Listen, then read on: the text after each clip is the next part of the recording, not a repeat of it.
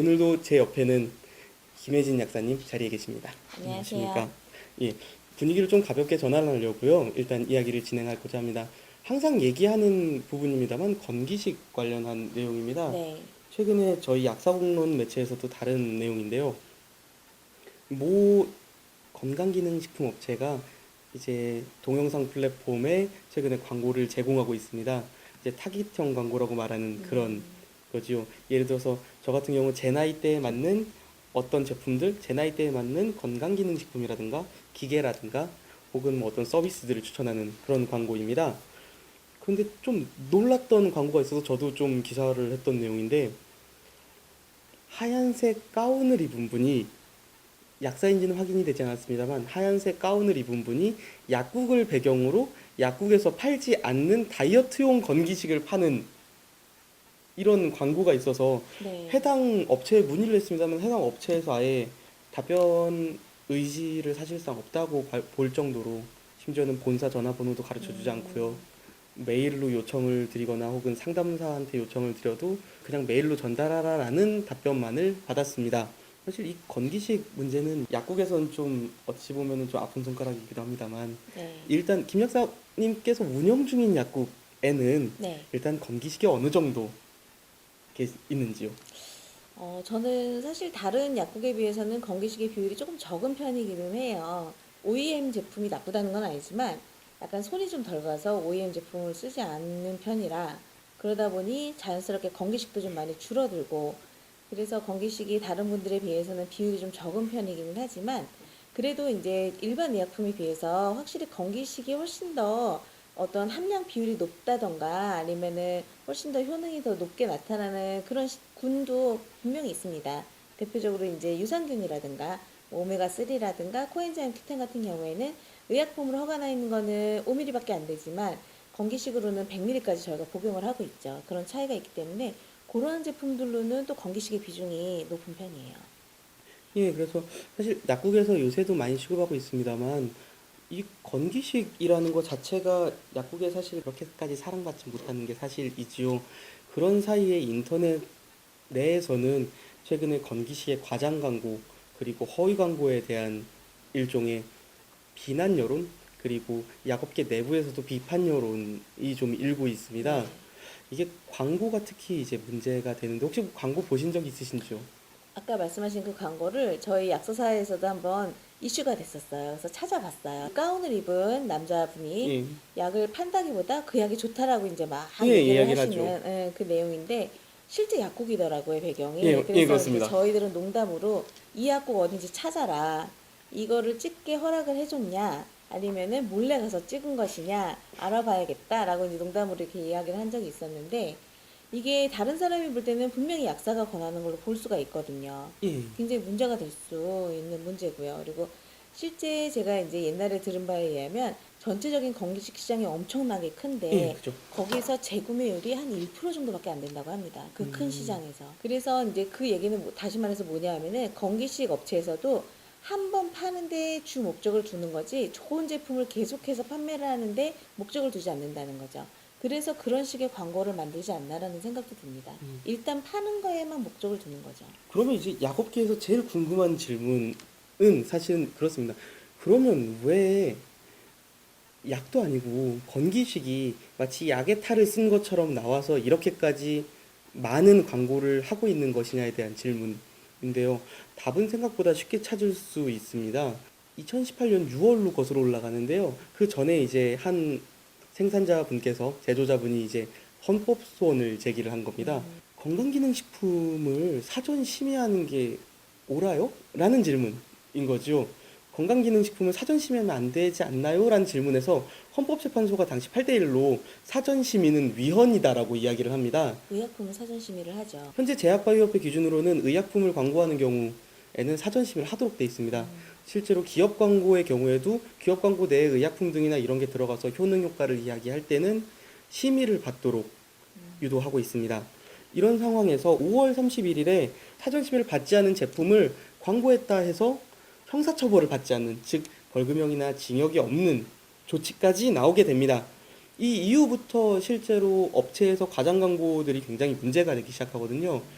대체로 대부분 나오는 제품들이 이런 거죠. 이걸 먹었는데 173cm가 180까지 됐어요. 라던가 이걸 먹었는데 혈관이 좋아져서 혈행 개선은 물론이고 심지어 성기능까지 강화가 됐어요. 라던가 다이어트 건기식을 먹었더니 살이 22kg가 빠졌어요. 라던가 그리고 심지어 이런 것도 있죠. 뭐 어느 약재 약사들이 만든 무슨 솔루션 이런 식으로 실제로 의료계에서 문제를 제기할 정도로 건기식에 대한 큰 어떤 비판 여론이 있는 광고들이 있었습니다. 근데 문제는 정말 그게 문제가 아니더라고요.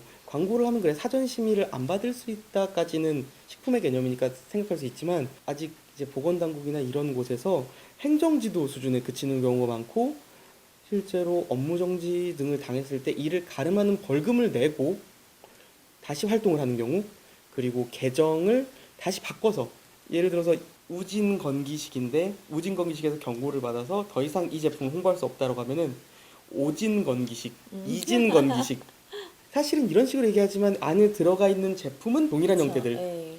심지어 회사도 동일한 경우 그러니까 다른 홍보 대행사를 쓰거나 하는 경우들까지 존재한다라는 거죠. 근데 제가 제일 문제 삼는 본론은 이겁니다. 아까 말씀하셨듯이 약사가 아닌 사람이 약사인 척하고 건기식을 파는 게 실제로 어떤 영향을 끼칠 거라고 생각하시는지에 대한 일종의 밑밥적인 질문이었습니다.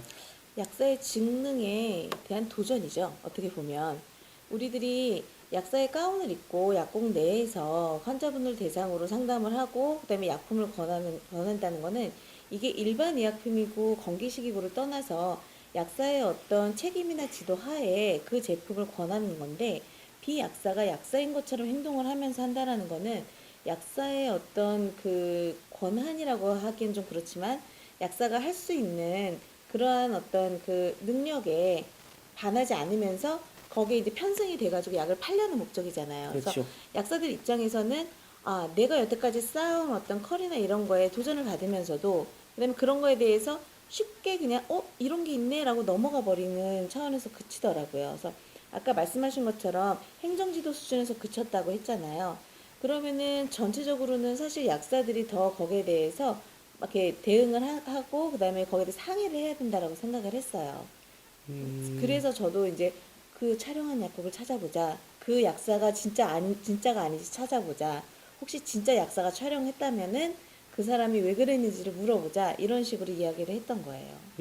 그러니까 우스갯소리로 색출령이 나올 만큼 굉장히 그렇죠. 네. 해당 광고 안에서는 즉 약국에 대한 표현이나 약사에 대한 표현, 구매에 대한 표현 등은 전혀 안 나오거든요. 네. 그러면서 나오는 내용도 실제로 어디 사이트라고 나오지 않더라고요. 그러니까 뭐 무슨 뭐 도움이 되는 정보 이런 식으로 해가지고 사이트명을 가려놓은 경우가 많은데요. 좀 앞으로 좀 이런 부분들이 변화하려면은 이런 여러 가지 얘기들이 나옵니다. 심의를 내주는 건 어쩔 수 없다. 저도 사후 관리를 강화해야 한다. 네. 라던가 아니면은 이 특정 광고에 대해서는 약사 자체가 뭔가 좀 더 자체적으로 정화에 나서야 한다라는 이런 의견들도 존재하거든요. 김 약사님께서 보시기에는 지금의 이런 상황들, 작태라고 표현하긴 좀 그렇습니다만 이런 상황들을 해결하기 위해선 어떤 노력이 약사사의 내부에서 있어야 할지 한번 여쭤보고자 합니다. 음, 이제 최근에 의사들 사이에서는 그 쇼닥터가 가장 큰 문제가 되고 있다라고 최근 몇 해요. 년간 그렇죠. 네, 그래가지고 쇼닥터를 어떻게 좀 대응을 하기 위한 대응팀까지 마련이 예, 됐다라는 이야기를 예. 많이 들었습니다. 그거는 이제 어떤 의사들의 자기네들 직능에 그런 위해가 되는 그러한 이제 어떤 행위를 이렇게 보아 넘기지 않겠다라는 그들의 어떤 의지거든요. 예. 약사들도 마찬가지라고 생각합니다. 저희들도 그런 행동이 있어 왔어요. 약국이 아닌데도 약국이라는 명칭을 쓰고 있는 업체를 발견을 해서 이제 이름을 바꾸게끔 행정조치를 시켰다거나 이런 식의 행동을 가했듯이 이러한 이제 약사가 아닌데 비약사가 약사인 것처럼 광고를 한다던가 건기식 제품을 마치 약사가 이렇게 호도하느냐, 약사가 응원하느냐, 이렇게 거짓 홍보를 하는 거를 약사나 약사의 차원에서도 조금 이렇게 견제를 하고 그다음에 우리들도 우리의 어떤 직능에 이렇게 위해가 되는 그런 거를 좀 단속을 해야 되지 않을까라는 생각을 하고 있습니다. 그냥 뜬금없는 질문인데 약사 가운이 몇 그램 정도 되는지 아세요? 아사면이냐 이게 몇 수면이냐 저울형에 몇 수에 따라서 따라서 예, 다르죠. 굉장히 다른데 글쎄요, 몇 g일까요? 그러니까 이게 평균적으로 면 그 아까 말씀하신 거에 따라 다르지만 네. 150g에서 500g 사이가 된다라고 아, 하더라고요. 그래요? 그러니까 생각보다 무겁진 않은 겁니다. 근데 이런 생각을 문득 하거든요. 저희는 약사가 너무 잘났다, 모든 걸 잘한다, 특권인식이 있다, 이런 얘기를 하려고 하는 건 아닙니다. 물론 약사회지에서 만드는 방송이긴 합니다만 단순히 약사가 뭘 잘한다 라기보다 약사가 가진 전문성의 무게는 150g 이상, 500g 이상이라는 겁니다. 그렇죠. 약사가 가운을 입은 순간 그 무게는 단순히 제일 무거운 500g이 아니고 내가 지어주는, 내가 조제해서 알려주는 환자들의 건강과 목숨을 담보하는 무게를 가지고 있다라는 거죠.